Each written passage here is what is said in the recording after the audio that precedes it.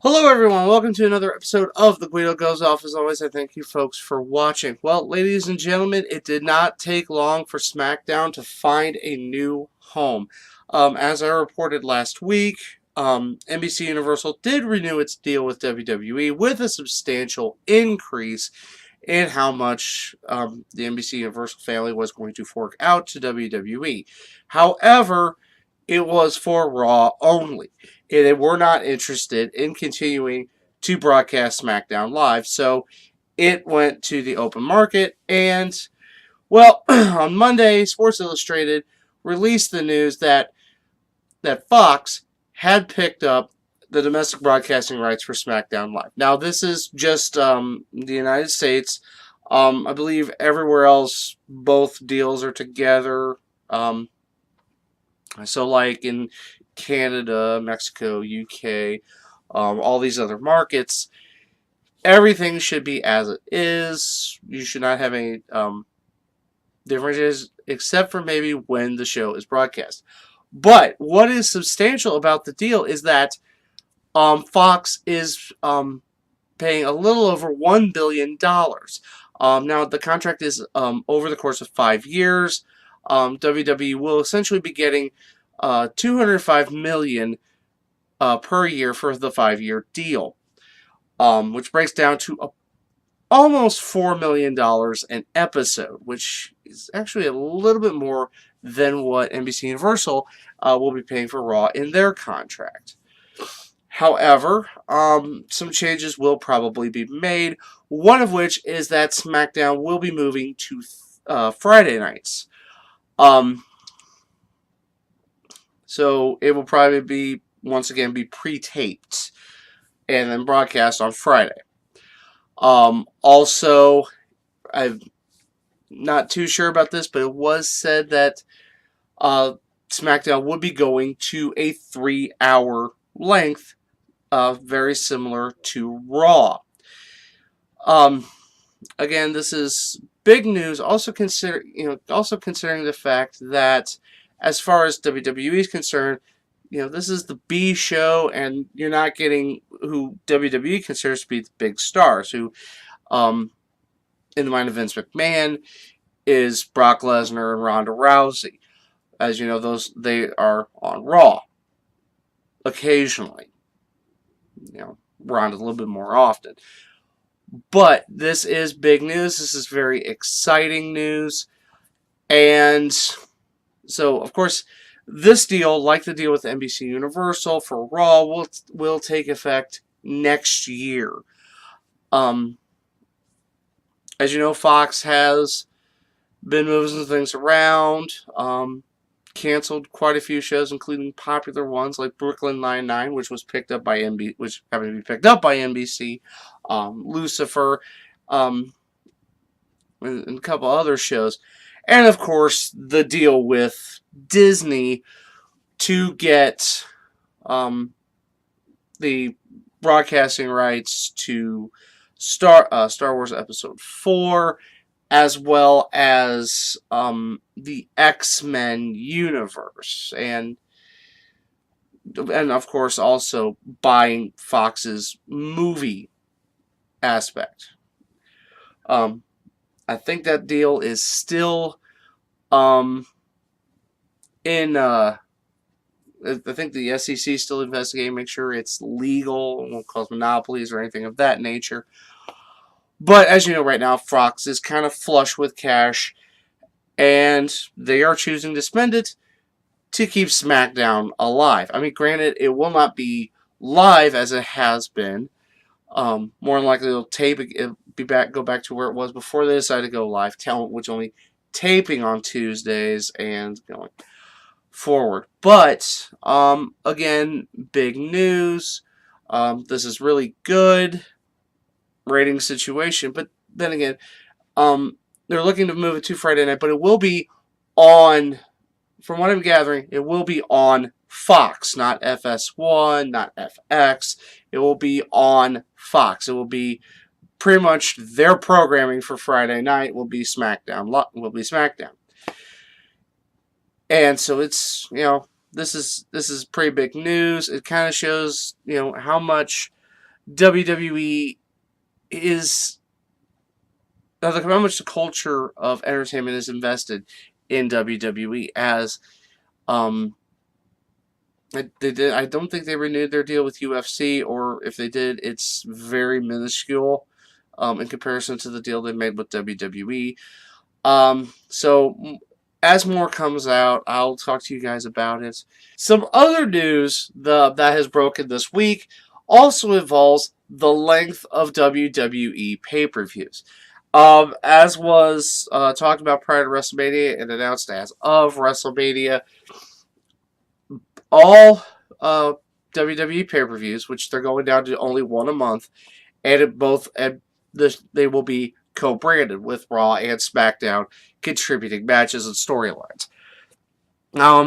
It was recently reported by Mike Johnson of PW Insider that the length of all pay-per-views would be increasing. As you know, your average WWE pay-per-view usually lasts about 3 hours, with the exception of what they're now calling the Cornerstone pay-per-views. Those are usually 4 hours. In the case of WrestleMania, of course, even longer. Well, on PW Elite Radio, Mike Johnson actually recanted that pay-per-views would be longer. It said that WWE has negotiated with its pay-per-view outlets that they will now have a 4-hour block for the pay-per-views themselves. But they won't necessarily last that long.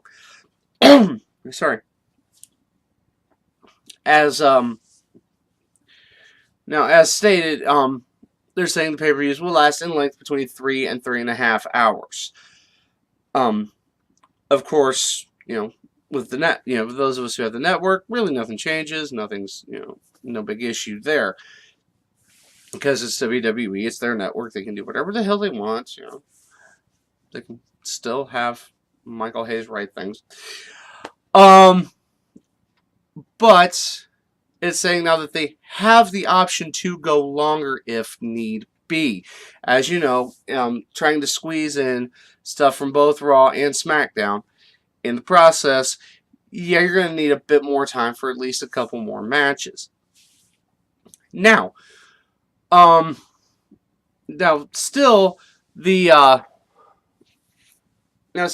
pay-per-views, the Cornerstone pay-per-views, which now Money in the Bank has been added to that, which is of course Royal Rumble, WrestleMania, which goes for ever and ever, amen. SummerSlam and Survivor Series. Money in the Bank is being added to that with the start time of 7 o'clock Eastern. So those will last 4 hours, or in the case of WrestleMania, for forever and ever on into infinity, for some ungodly reason. Those will go 4 hours, maybe even longer. However, the other 7 pay-per-views will more than likely last between 3 and 3.5 hours. So, you might not have to reset your schedule, but, it could go long. Sometimes too long. Backlash comes to mind. That could have ended 2 matches prior. Couple interesting notes here about NXT TakeOver Chicago, which will be broadcasting on June 16th, the night before Money in the Bank. And neither one of them is, unfortunately, good. The first being that the event has only sold 7,000 tickets. Now, this is, of course, going into comparison with the All-In event, which is also in Chicago, but that doesn't take place until September 1st, of course, selling out in a little less than half an hour. Now, let's bear this in mind. Although WWE, of course, big came in town that weekend, and Money in the Bank has sold quite well. However, we do not have any matches scheduled as of yet for the NXT TakeOver Chicago 2. And it might be a bit concerning, but, okay. We're comparing apples to oranges, and they could probably, which the event's going to take place in the Allstate Arena, the same arena where you're going to have Money in the Bank, and it might take a bit longer, but things should even out as they build a card. Well, one of the issues is one of the matches they had planned for the card has to be scrapped due to the main roster. As was revealed on SmackDown Live on Tuesday night, Nakamura has named his stipulation in for his WWE Championship match against AJ Styles, that being last man standing. Well, the issue is NXT and Triple H was planning on using a last man standing match between Johnny Gargano and Tommaso Ciampa. Now, as has been stated, the match has now been changed to a street fight, although, of course, it hasn't been announced yet. As I mentioned earlier, nothing has for NXT TakeOver Chicago. But it's just a simple fact of, hey, you're going to do that. You had a plan. Hello. Another of the left not knowing what the right's doing. I mean, seriously, you would think they would have these meetings, or like a discussion or dialogue. It's irking a lot of fans. That simply put, we're trying to have the continuation, get that last match between Gargano and Ciampa, and now it's being taken up for the last match, hopefully, the last match between Nakamura and AJ Styles. Now, I'm not saying that the feud has drug out. Okay, it has a little, but, these are two great workers.